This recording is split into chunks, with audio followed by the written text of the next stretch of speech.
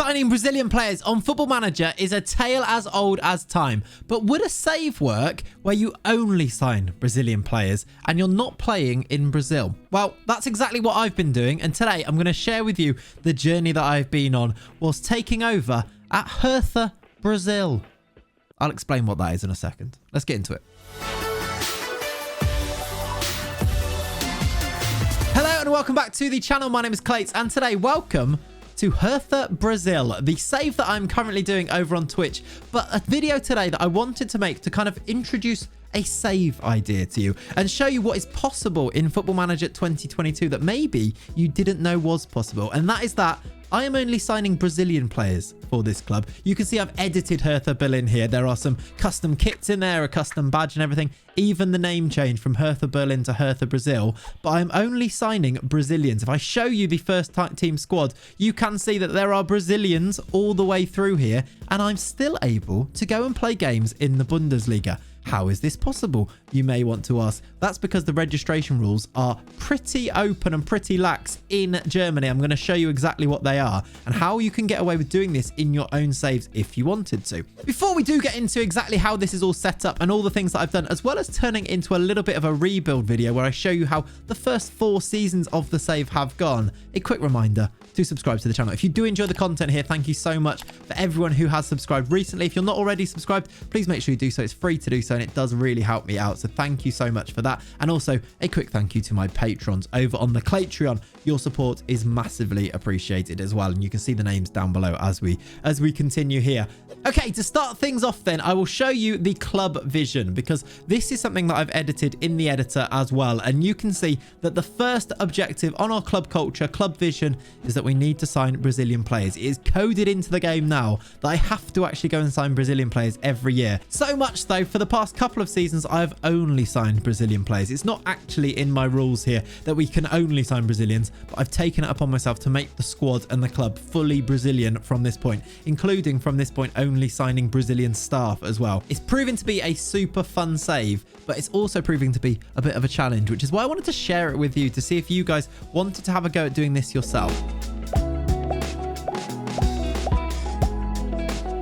So how is this possible is the question. Let me show you the registration rules for Germany that mean that this is something that is viable and able to be done. The rules in the Bundesliga are amazing. It means that you can sign so many players from South America. There are no foreign player limits. You don't really have to register too many homegrown players as well, if any at all, because you have a maximum squad size of 99 players. You just need to register 15 of them. And if you've got 8 open spaces for players trained in Germany and 4 spaces available for players trained by Hertha Brasil, you meet these registration rules. It means that basically you can do whatever you want in terms of players that you sign and register. Now, the only problem with the save is that once you go and qualify for things like the Champions League or the Europa League or any European competitions, you do have to kind of tweak things. But what I've actually just been doing for the past few seasons is just leaving spaces in my registration. I've had a very small European squad, but it means that I can actually go and play most of my first team players, just not have many backups is what I've been doing. And then in the future, hopefully as I bring in more young Brazilian players, they become homegrown at the club, they become homegrown in Germany, that I can fill those spaces that we need to. And then in the future, it shouldn't be too much of a big deal at all anyway. So that's why the save works. And you can go and do this with players from any country. You go and choose a different Bundesliga team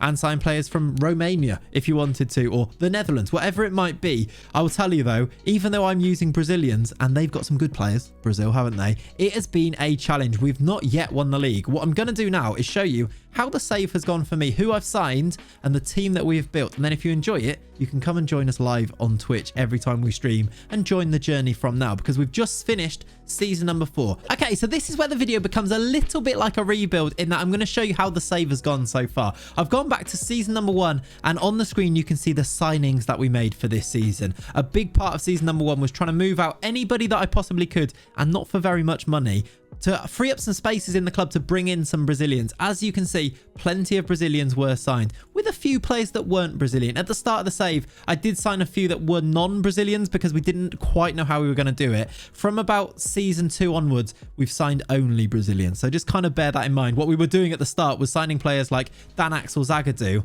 and turning him into Zagadou.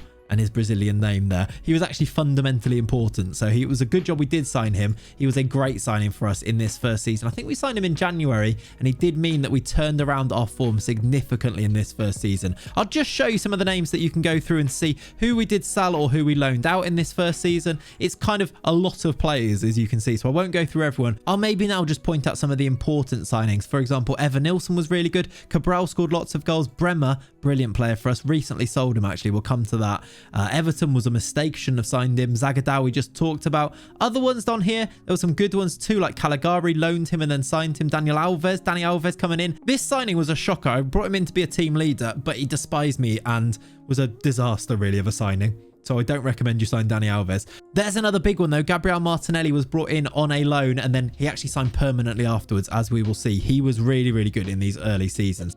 Season number 1 then, if I go and show you the results then, looked a little bit like this. It was a horrendous start. Now, I kind of did a video all about dynamics actually earlier in the year on this channel, where I talked about how if the squad dynamics are poor, your players will play poorly, and they are so important in FM22. And just have a look at this to understand why that was so important. I sold so many players and brought so many new players in that I was on an F rating.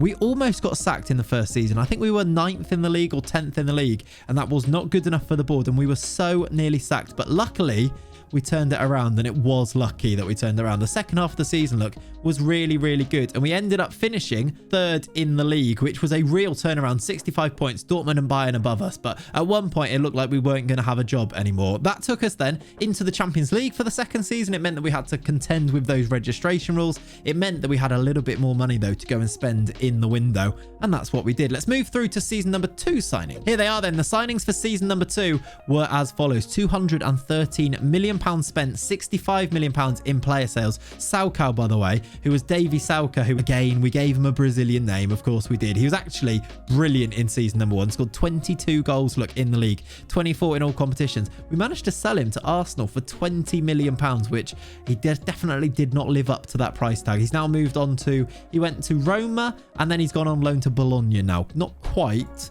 the upwards trajectory that he was hoping to get, I'd assume. Lots of players sold there. Look, lots of players loaned out as well. If I sort that by price, you can see Mateus, the goalkeeper, was sold. He was signed in the first season because he's Portuguese but half Brazilian, which is why we brought him in as our goalkeeper.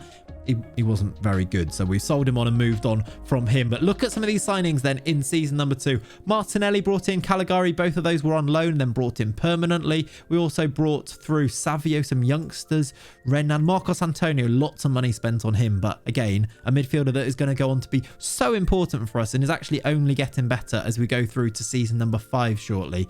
Really, really like Marcos Antonio. Teles, maybe the best signing of the lot. Again, there's going to be a video, I think, coming up all about him because he is a joke on Football Manager. Just have a look at this for a rating. Look at this for a record, really, over the past 3 seasons. He's got 13 assists first season, 23 assists second season, and then this most recent season he's got 20 assists, an average of an 8.01 in season number 2 for us. What a guy, Alex Telles. So important. There were some other big signings too. Neto as a goalkeeper, Luis Felipe, one of the starting centre backs at the moment, and then also this one, Angelo, the striker, the young striker, is one of our starting strikers nowadays, developing into a really nice player. Again, loads of Brazilians signed and lots of investment in the youth as well to try and prepare ourselves for the future. Those were the signings then. Should we have a look at how we finished that season in season number 2? And there is the result of season 2. Once again, we finished 3rd, which is pretty good, and it's kind of par for the course now, where I think we are as a club. We've not really moved on from this point too much even since then, because the next season, even though we did do slightly better, we still finished 2nd. Bayern Munich are too good, and they are proving to be too good. Season 3, look, we finished 3rd, and then season 4, our most recent season, we've just finished 3rd again. So we are just below that Bayern Munich level. This most recent season, let me just show you how we started so brilliantly. Have a look at that for a start of the season there, but look at this for an end of the season. It was dreadful. We lost so many games at the end and just bottled the league. We also lost the Pokal final this most recent season. We lost the Pokal final the season before that as well. Probably our best run in a competition is that we made it to the Europa League final. We lost 4-0 to Newcastle in that final. Paqueta got sent off, and from there, I think they scored 2 more after he got sent off. There was never any chance. We have won the Pokal the year before that, though, in season number 2, as we beat Wolfsburg on penalties. Let me show you this for a game. They were 3-0 up on 54 minutes, got a red card. We scored 3 in the last 10 minutes to take it to penalties,